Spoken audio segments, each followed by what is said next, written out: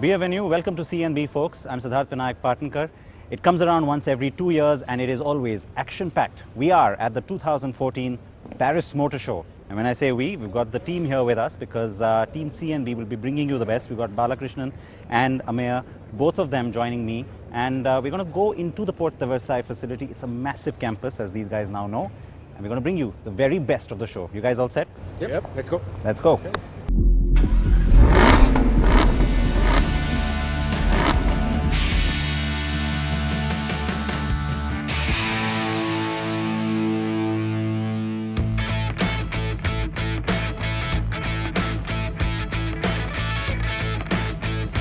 The biennial Paris Motor Show always brings us plenty of action.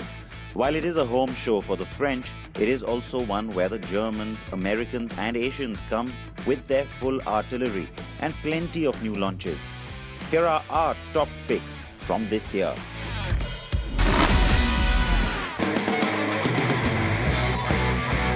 First up, the Big Hulk, an all-new BMW X6.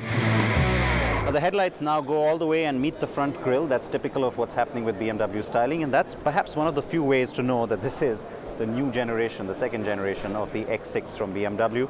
The Big Hulk also looking a little bit less like the Big Hulk that we're used to seeing, so perhaps getting a little bit more sporty and aerodynamic as well.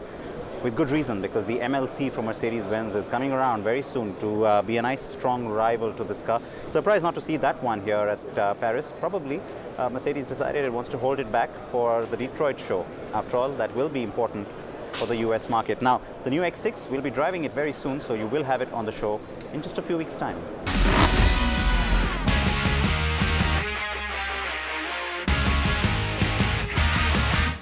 Volkswagen has been on a rampage when it comes to facelifts in India. We've seen the Polo, we've seen the Vento, but now there is a new generation of the Passat that will come to India.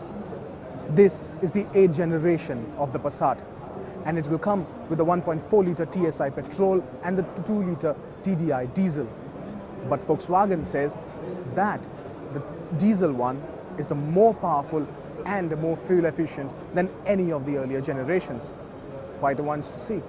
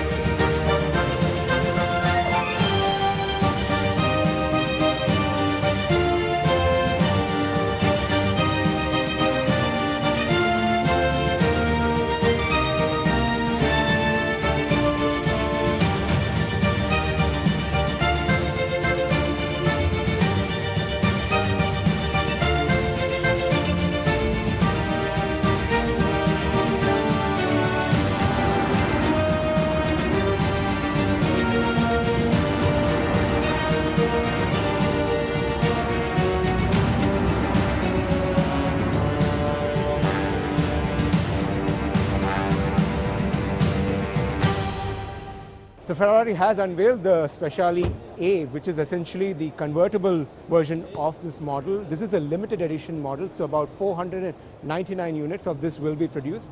But this is a Ferrari after all, so we are not too surprised about that. Also, it houses the V8 engine capable of doing 0 to 100 in a flat 3 seconds.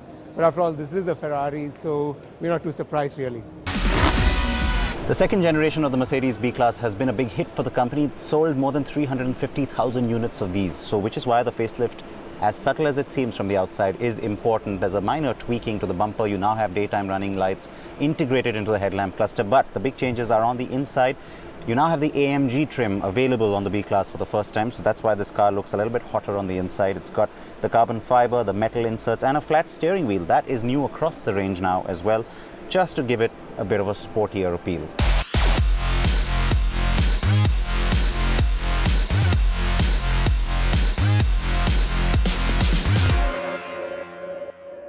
I mean, altogether, our plan for expansion, our plan for leadership has as one strong ingredient the compact car segment, which is a huge segment and which, even more importantly, gives us the opportunity to win over new customers, conquest sales. It does this job perfectly well. We have up to 80% conquest rate, which is kind of unheard of. Of course, India is a young market as far as the population is concerned and the car market, and therefore these cars are very well suited for the Indian market as well and will give us the momentum to go ahead in this market as well.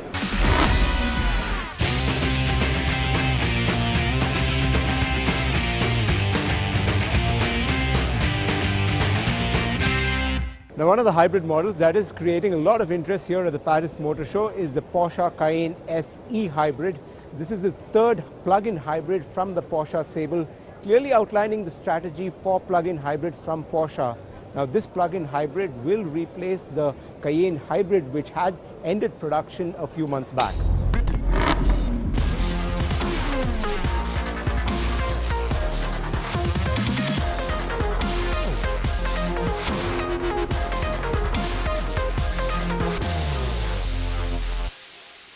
It's the world debut of the Ducati Scrambler. It's just taking place here in Europe, and in Paris we get to see the bike. It draws on some of the heritage styling cues from some of the past bikes of Ducati, and yet the company insists it's not trying to go retro with this bike. 800cc engine, 75 horsepower, 6-speed gearbox, looks really sexy and exciting, and the good news is that for the big re-entry that we're expecting from Ducati, this is one of the bikes that could lead that charge.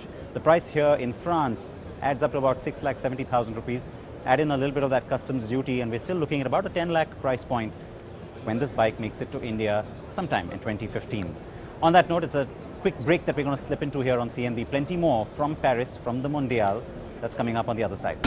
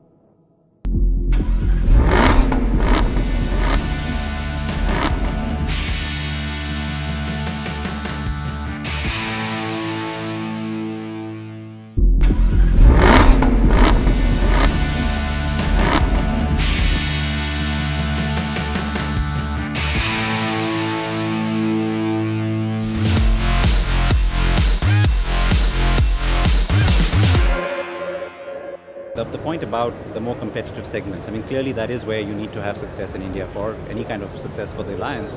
CMFA is, of course, one particular sort of end of that. And what you've already had with a little entry with Datsun, would you say that that was an important step, or do you think it could have been a bigger step for you? No, I think it's an important step, Datsun. Obviously, we are in the middle of it now. We launched the cars at the same time in Indonesia and India. In Indonesia, we have been undisputable success. In India, we're struggling. Part of the reason for which we are struggling is our dealer network is not ready yet, which is putting a handicap. On top of this, in India, in this segment of the market, there is much more competition than Indonesia. So there are some reasons for which we're struggling. But I think it's a very good step because it's part of the learning curve in the Indian market and part of the try, test, correct until you get it right. So that's what we are doing. So I don't think it would be a step that we could have avoided. I hope it's going to be finally a big success, which we're still working toward this. And if not, at least we'll learn about why, and then we'll come with a correction. You've started to now expand the locally produced car portfolio in India. We've just had recently another variant of the XJ drive-in, which is driving out of the Pune plant. Are we now close to a point where you will start to think about either expanding that plant or looking at a new facility? Yeah, we permanently think over whenever it's the right time to expand the already existing facility. But that means also that we have to have a critical mass to make it happen. And so we are very optimistic that whenever the economy comes back, that we are there right on time. We continue with our top 10 from the 2014 Paris Motor Show. At number 5 is SUV specialist Land Rover with the all-new Discovery Sport. It's a very different character you see on this particular show car. The blackened elements, the grille, blackened headlamp cluster, black inserts in the bumper, and a black little bit of a fender air vent kind of a feel, and of course the black alloys contrasting beautifully off this really hot orange.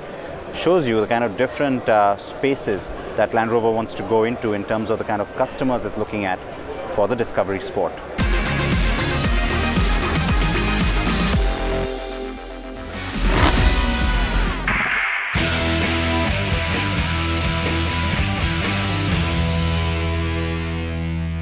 Now, needless to say, Lamborghini creates a lot of excitement at whichever motor show, even if it's a new launch.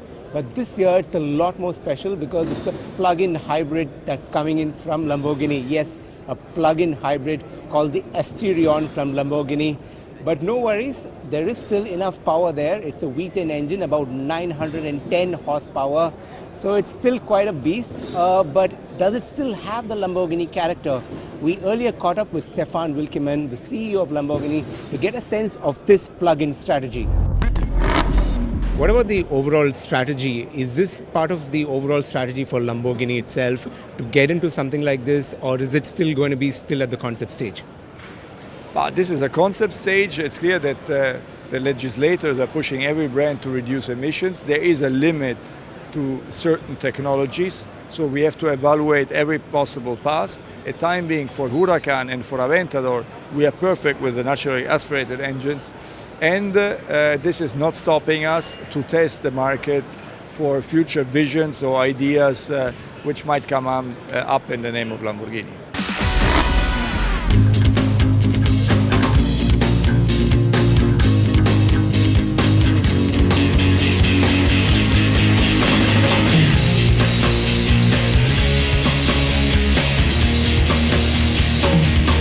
Now, the urban SUV concept had turned into the Vezel a few months ago, and we were told very specifically that car will not come to India. Now you're seeing this. This is the HRV prototype.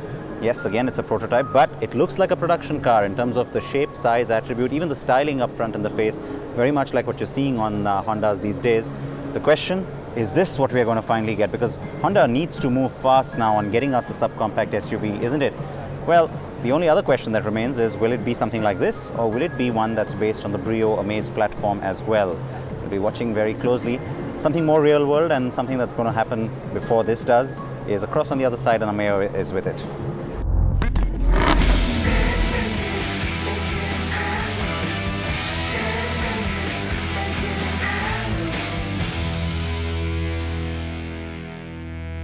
So I'm here with the CR-V, which is bound to come to India. And we can see that there are marginal changes made. Like at the front, there are these garnish of LEDs. And of course, then there is the rear, which sees a garnish of chrome. The only thing I can't understand is, it looks production ready. Then why is it called a prototype?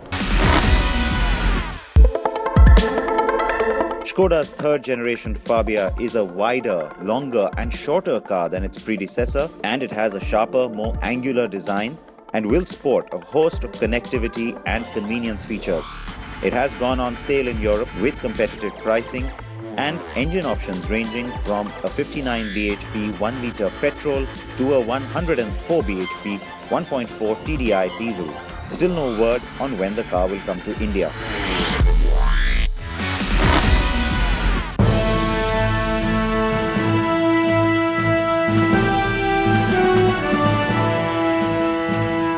And at number 1 is the car that will make or break Jaguar in the foreseeable future, a 3 Series and C-Class rival, the XE. It's getting a lot of attention, and why not? It had a spectacular debut in London just a few days ago, and now the XE is here for the world to see. Lots of anticipation around this car for the brand, and for me particularly, the color really works. They call it Blue Fire, by the way. Oh yeah, it's got me fired up, that's for sure. But the big thing is going to be, how does the car drive? So that's something we'll have to wait to find out. And the India launch, we'll have to wait even longer. It's probably only going to happen at the start of 2016.